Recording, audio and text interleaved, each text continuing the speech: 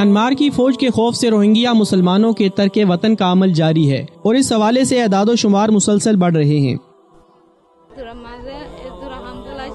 بنگلہ دیش میں میرا کوئی مستقبل نہیں ہے، میں وہاں سے اپنی جان بچانے کی خاطر بھاگی۔ قتل و غارت گری سے بھاگنے والے روہنگیا دریائے ناف عبور کر کے بنگلہ دیش آ رہے ہیں۔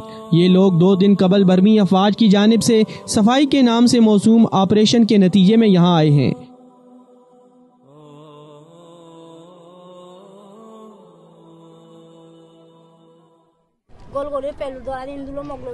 فوج ہمارے گاؤں پر ٹوٹ پڑی، اس نے ہمارے شوہروں اور بیٹوں کو ذبح کیا، ہم جان بچانے کے لیے بھاگ کھڑے ہوئے۔ انسان کو خوفزدہ کر دینے والے واقعات جاری ہیں۔ جب انہیں کوئی عورت دکھائی دیتی ہے تو وہ اسے دبوچ لیتے ہیں اور لاپتہ کر دیتے ہیں، وہ ہر گاؤں میں ایسا ہی کرتے ہیں۔ دنیا ابھی تک خاموشی سے یہ سب کچھ دیکھ رہی ہے۔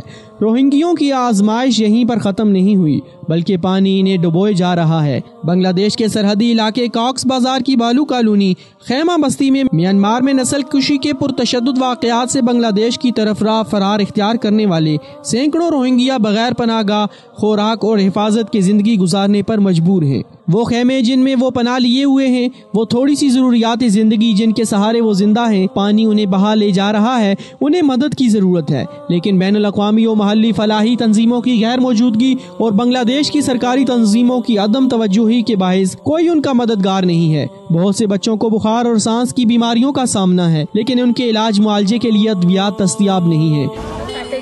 میرے پاس پیسے نہیں ہیں، میں بے بسی کے عالم میں اپنے 3 کمسن بچوں کے ساتھ یہاں کھڑی ہوں۔ میں ایسی جگہ کی تلاش میں ہوں جہاں پر سر چھپا سکوں، پناہ حاصل کر سکوں۔ ہیضے اور ڈائسینٹری کے پھیلنے کا بہت زیادہ خدشہ ہے، لیکن فلاحی تنظیمیں جس چیز کو سب سے زیادہ خطرناک قرار دے رہی ہیں وہ اسے حقیقی خطرے سے تعبیر کر رہی ہیں، وہ ہے بھوک۔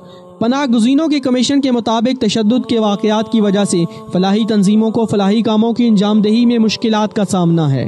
اس نے بنگلہ دیش میں پناہ گزینوں جنہیں پناہ گاہوں، خوراک، پانی اور طبی امداد کی ضرورت ہے کی مدد کے لیے عالمی برادری سے مزید تعاون کا مطالبہ کیا ہے۔ کمیشن کے مطابق مسلم اقلیت کے خلاف میانمار کی فوج کی جانب سے گزشتہ اگست میں شروع ہونے والی حالیہ نسل کشی کی لہر کے بعد بنگلہ دیش کی طرف راہ فرار اختیار کرنے والے روہنگیا مسلمانوں کی تعداد 3,70,000 تک پہنچ چکی ہے۔